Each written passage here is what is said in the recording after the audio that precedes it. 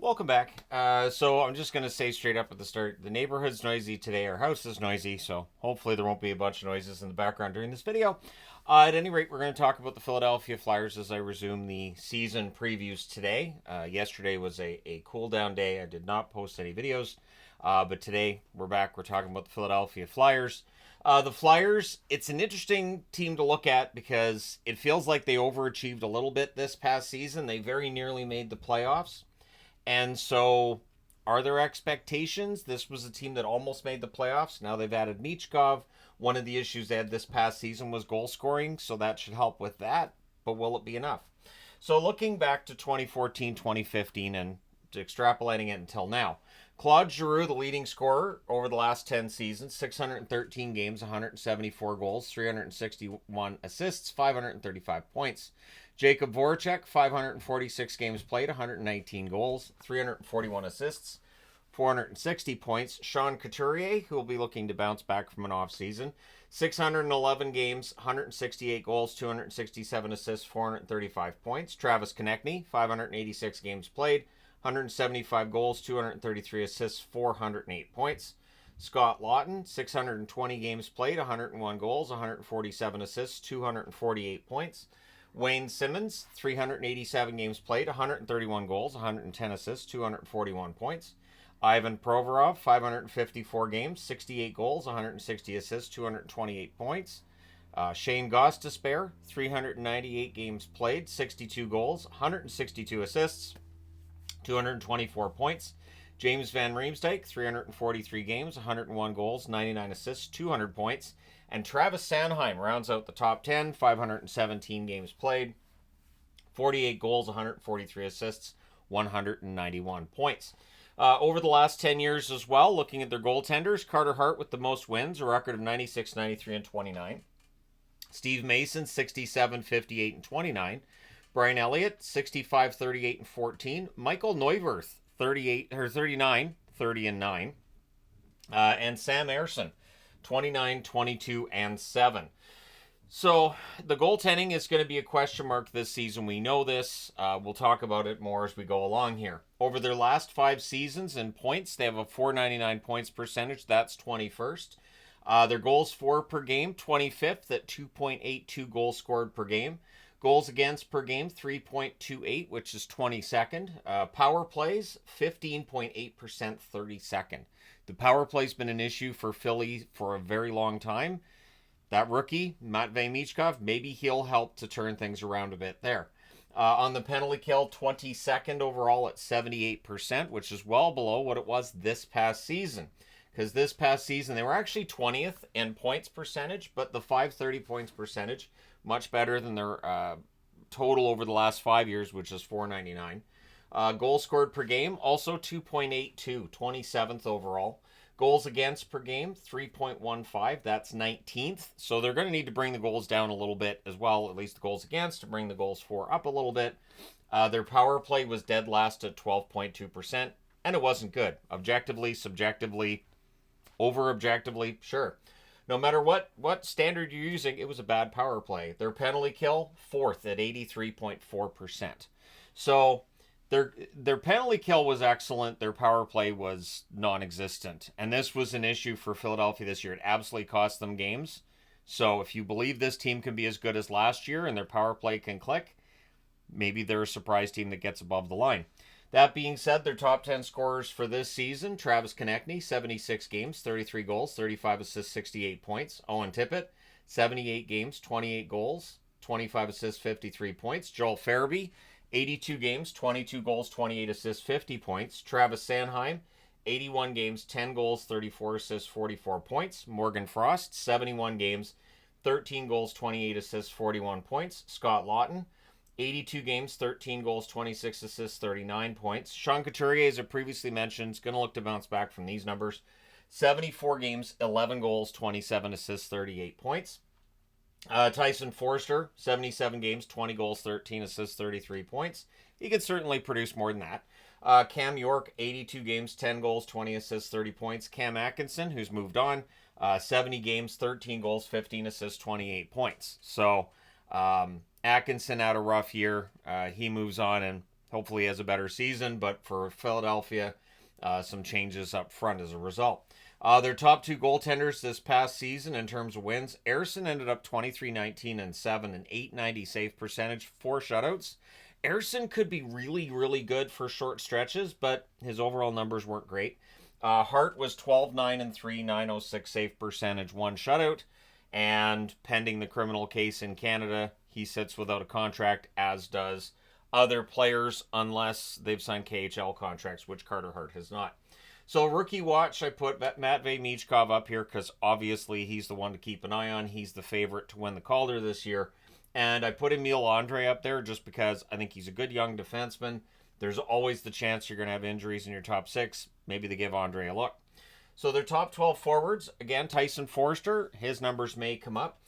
Sean Couturier and Matvei Michkov. Now, I don't know if Couturier is necessarily going to be on that first line, but I don't know what other options you have.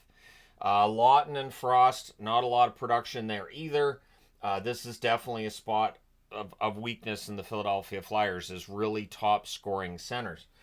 Second line then would be Owen Tippett. I put an extra N for an extra dose of, nitrous. Morgan Frost and Travis Konechny on that second line. So again, the wings are really strong. They could use a little bit of help down the middle, which puts Joel Farabee and Bobby Brink on that third line with Scott Lawton, which puts Noah Cates on a fourth line with Ryan Poehling and Garnet Hathaway.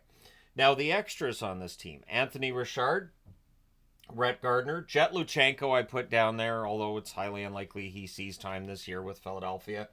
Nick Delorier, who might be the toughest player in the league, so up for debate, sure. But he is stated by some to be toughest player in the league.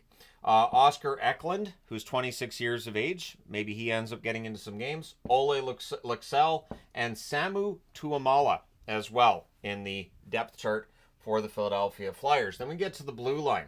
Cam York and Travis Sanheim, good defensemen there. Nick Seeler, who can block a ton of shots. Jamie Drysdale, he needs to be healthy. He needs to take that next step this year, especially since people are going to be watching the development of Cutter Gauthier. If Gauthier has a great rookie season in Anaheim, and if Drysdale struggles in Philadelphia, it's going to be a tough one for Philadelphia and their fans to deal with on that point. Honestly, Drysdale's young, so if he has a rough year, it's not the end of the world. But again, it's just the optics. If Gauthier is great and if Drysdale struggles. Igor Zamula and Rasmus Ristolainen on that third pairing in all likelihood. The extras, they did talk Eric Johnson into returning for this season, so we'll see how many games he gets into. Ronnie Adder, Louis Belpedio, the aforementioned Emil Andre, Helga Grans, and Adam Ginning as well. So this is a pretty deep defense core, and I think they'd still probably love to trade Ristolainen's contract if that was a possibility. And this is definitely a team that probably needs to shed at least a little bit of money between now and when we get up to the start of the regular season, but we'll see. Top two goaltenders, Sam Ersson and Ivan Fedotov for the Philadelphia Flyers. The extras being Cal Peterson and Alexei Kolosov. Kolosov's status, of course, still seems to be kind of up in the air. There's been debate about whether or not he's coming over to play and what's going to happen. But Peterson's contract still being here is seen as kind of a surprise, too. The expectation was when they bought out Atkinson that Peterson was probably getting bought out, too, and they opted not to do so. Cap space, there isn't any. It's part of the reason why people were looking at the Peterson contract and saying, if they bought that out. But I'm pretty sure this is in the final year as well, so they can just soldier through what's not likely to be a playoff year anyways. Then they don't have to worry about another penalty for Peterson into the following season, which is what happens with a buyout. So again, there's no cap space to speak of. We'll see if they make any cap space. The schedule, October, they start with 6 out of 11 on the road. November, 8 out of 14 are at home, so they have 25 games through the end of November. It's a busy schedule. February, they have 2 away, then 2 at home, and then we have the Four Nations Cup. 2 at home and 1 away. So February's not a bad month for them. And then down the stretch in April, 4 out of 6 games in April to round out the season are on the road. So they're going to need to be pretty good on the road the first and final month of the schedule in order to be above that playoff line. We know that John Tortorella is going to have this team ready. We saw this past season that Tortorella can, wring some wins from a team that people aren't expecting a lot of wins from. And again, with the addition of a talented forward like Michkov, maybe we're going to see more goals. Maybe they're going to get closer. And if they can win on the road, who knows, right? They weren't that far off this past season. They were really, really close.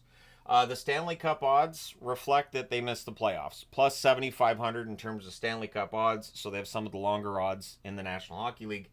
The channel vote made it clear that people don't think Philadelphia is going to be at the top. 2% of the vote saying first or second, which, I mean, yeah, it sounds about right. 13% of the vote said third or fourth. So there are some Philadelphia fans or fans elsewhere who likely are voting third or fourth based on the addition of Michkov, and we'll see how it goes. Fifth or sixth, 46% of the vote said fifth or sixth, and 38% of the vote said seventh or eighth. So more than 1 in 3 feel that Philadelphia will still be bottom 2 in the Metro. There's a little over 10,000 votes currently that are in for this Philadelphia Flyers poll. So there you go. I guess the question mark for Philadelphia, there's a couple. First off, are they going to be able to get that power play back up to an acceptable standard? And then will the goaltending hold up? With Ersson and Fedotov, Ersson, we know his numbers weren't great this past season. Fedotov, we had a very small sample size with him. They did double down with him. They signed him to a pretty rich extension considering the lack of games he's played at the NHL level. So there's some faith there. Do you agree with the faith in Fedotov, or are you concerned with that? Let me know your thoughts in the comment section below. Hit like and subscribe in the event you've not done so already. Thank you guys so much for all your support as always. I will talk to you again soon.